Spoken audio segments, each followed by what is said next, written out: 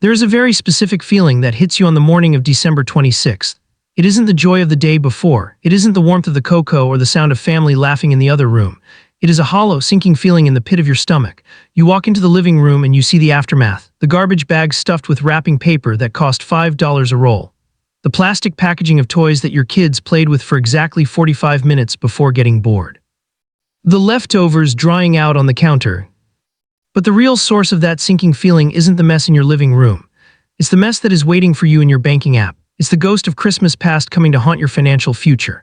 It is the realization that you spent the last 6 weeks in a trance, a dopamine-fueled, marketing-induced fog where you swiped, clicked, and tapped your way through thousands of dollars that you did not budget for, all in the name of holiday magic. And now the magic is gone, the lights are coming down, the tree is drying out, but the bill is just getting started. For millions of people, the joy of December is paid for by the misery of January, February, and March. We trade 3 days of festivities for 3 months of financial anxiety. We go into debt to impress people we see twice a year. We buy things we can't afford to create memories that, ironically, get tainted by the stress of paying for them. Does this cycle sound familiar? It should. It is the standard operating procedure for the modern holiday season. But what if I told you that the reason this happens isn't because you are bad with money? What if I told you that you aren't overspending because you're greedy or irresponsible, but because you are fighting a psychological war against a trillion-dollar retail industry that has spent decades engineering the perfect emotional trap? They know that if they play the right music, use the right shade of red, and guilt-trip you about making the season magical, you will turn off the logical part of your brain. You will stop looking at the price tag and start looking for the dopamine hit. Today we are going to break that spell. We are not just going to talk about how to save $5 on wrapping paper. We are going to completely deconstruct the way you approach the holidays. We are going to build a fortress around your wallet.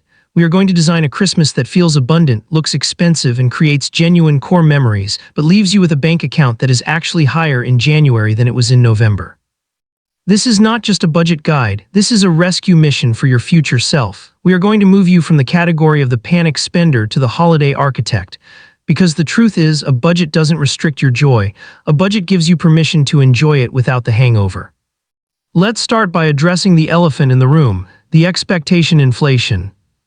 Somewhere along the line, the definition of a good Christmas shifted. It used to be about presents. Now it is about volume. We have been conditioned to believe that the height of the pile under the tree correlates directly to the amount of love in our hearts. If the pile is small, we feel like failures.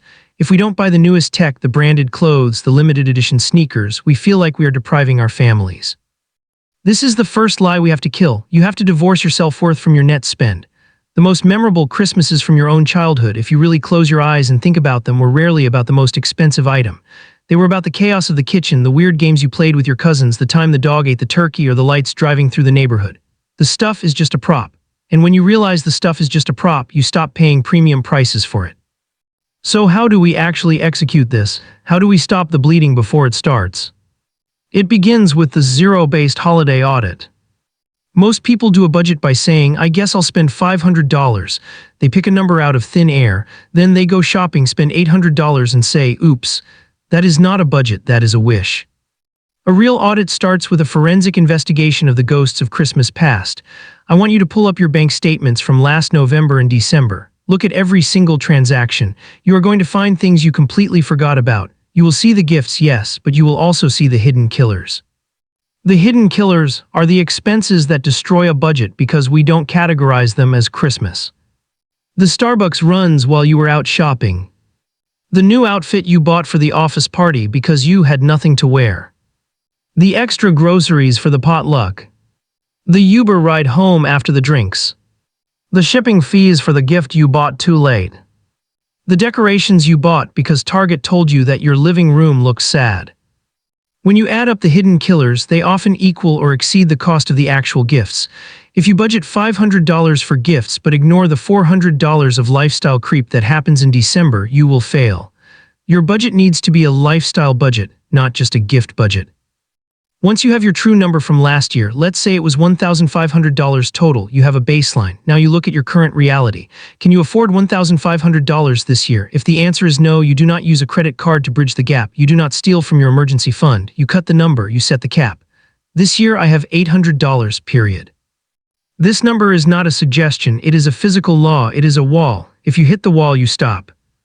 Now how do we fit a $1,500 lifestyle into an $800 bag? We have to triage your obligations. We are going to use the tier system. This is ruthless, but it is necessary. You are going to write down every single person you feel obligated to buy a gift for.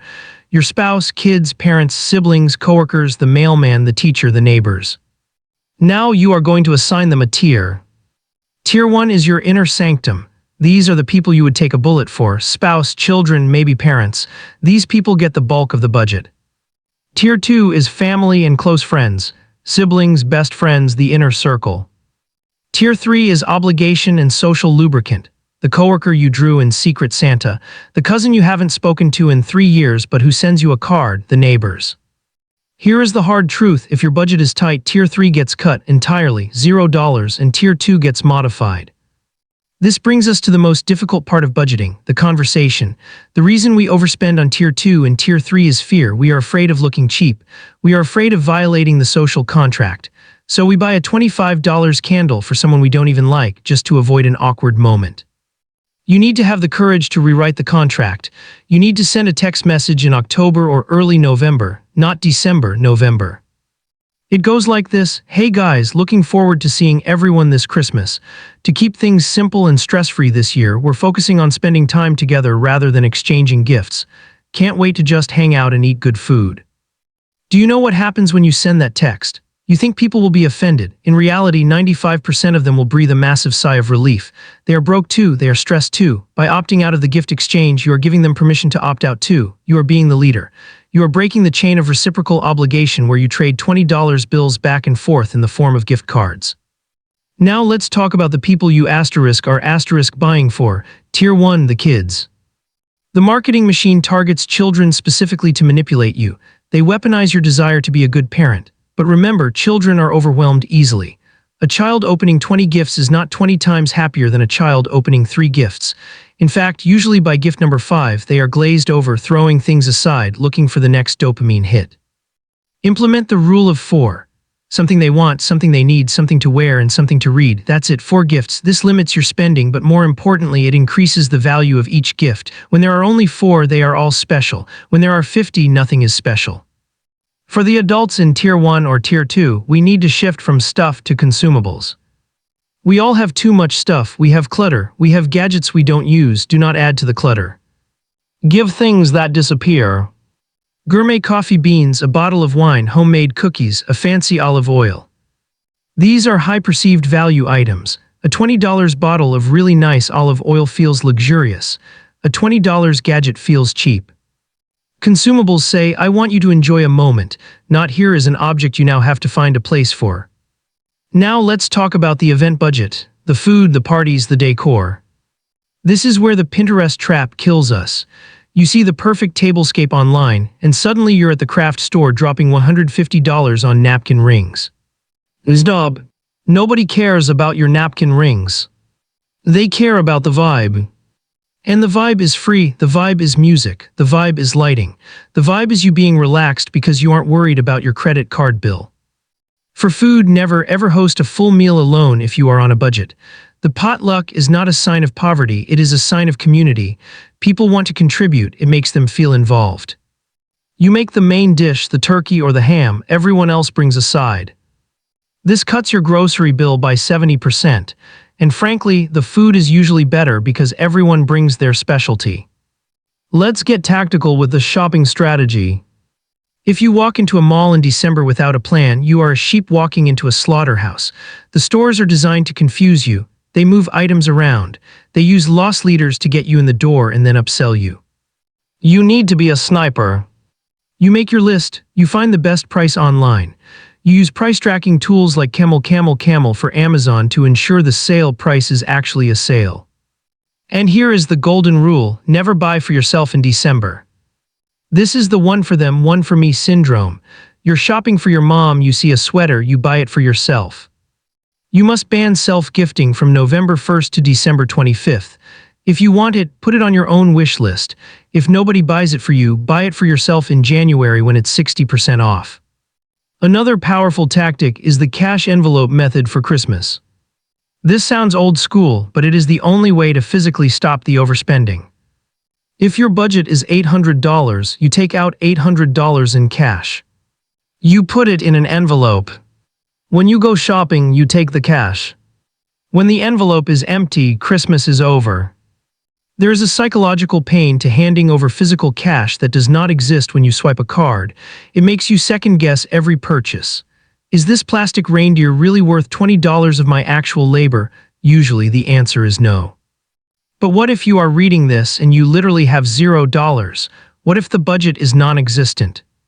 Then you have to get creative with the income side of the equation.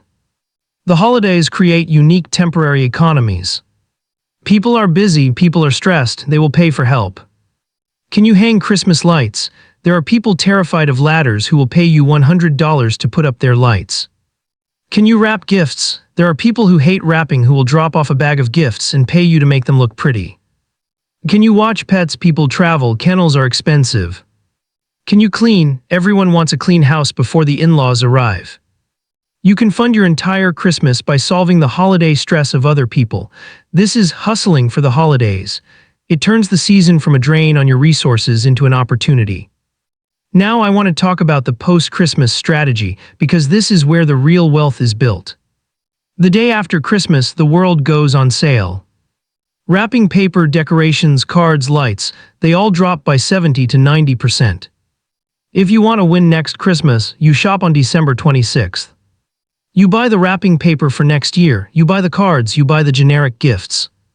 You put them in a bin labeled Christmas 2026. When next December rolls around, you will feel like a genius. You will have already done half the spending for pennies on the dollar. This leads us to the ultimate goal, the sinking fund. The reason Christmas is stressful is because it is treated as an emergency, but it is not an emergency. It happens on December 25th every single year. It is a known event. If you spend $1,200 on Christmas, that is $100 a month. Starting in January, you set up an automatic transfer of $100 to a separate savings account named Christmas. You do not touch it. By November, you have $1,100 cash sitting there. Imagine the feeling of walking into the holiday season with the money already in the bank. No credit cards, no stress, just spending the money you have already saved. This changes the entire emotional landscape of the holiday. You move from a posture of scarcity to a posture of abundance. Let's go deeper into the psychology of missing out. We often spend money to compensate for guilt. We work too much, so we buy the expensive toy to say, "I love you." We feel distant from our family, so we buy the expensive plane ticket to prove we care. But you cannot buy connection. The most ultimate Christmas budget guide isn't about math, it's about presence. If you want to save money, you have to slow down. Fast lifestyles are expensive, slow lifestyles are cheap. Driving around looking at lights is cheap. Baking cookies from scratch is cheap. Reading a book by the fire is cheap. Watching a movie on the couch is cheap. These are the slow moments. The expensive moments are the rushed ones, the last-minute flights, the express shipping, the "I don't have time to cook so let's order $100 of takeout" nights. Planning is the antidote to poverty. Speed is the enemy of thrift. By slowing down your holiday, you automatically save money. I also want to address the comparison trap of social media. During December, your feed will be filled with influencers showing off their hauls. They will show mountains of gifts. They will show perfectly decorated mansions. You need to understand that is not real life. That is a set, that is a business. And for the people who aren't influencers, the people posting their piles of gifts, often those photos are financed by debt. You are comparing your behind-the-scenes reality to their highlight reel. You are comparing your bank account to their credit limit. Do not play that game. The only person you are competing with is your future self. If you impress Instagram but bankrupt your January, you lose. Finally, let's talk about the gift of time. We often say this as a cliche, but have you ever actually given it? I mean creating a coupon book that isn't a joke. I will babysit for a full weekend so you and your husband can go away. That is worth $300 to a young couple. It costs you $0. I will detail your car. That is worth $150, costs you some soap and elbow grease. I will organize your garage. These are acts of service. They are valuable, they are thoughtful, and they are free. If you are struggling financially, your labor is your currency. Use it. People appreciate a clean car more than another scented candle. So let's recap the ultimate plan. 1. The audit * look at last year's damage. 2. The cap * set a hard limit based on cash you have now. 3. The triage * cut the list. Tier 1 gets gifts, Tier 3 gets a text. 4. The conversation * tell people early that you are doing a low spend holiday. 5. The hunt * track prices, use cashback apps and never buy for yourself. 6. The vibe * focus on music, light and food potluck style over expensive decor. 7. The future * start the sinking fund in January. When you implement this, something strange happens. The first year it feels scary, you feel like you are breaking the rules. But when you wake up on December 26th and the house is quiet and you check your bank account and the money is still there, you will feel a joy that no gift could ever provide. You will feel the joy of freedom. You will realize that you didn't need the stuff to make the magic. The magic was in the freedom, the magic was in the control. You reclaimed the holiday from the marketers and gave it back to your family. This Christmas, give yourself the best gift of all. Give yourself a January that doesn't hurt. Give yourself a fresh start. Give yourself peace. That is the ultimate budget, that is the plan. Now go make the list, check it twice, and stick to the plan. You've got this.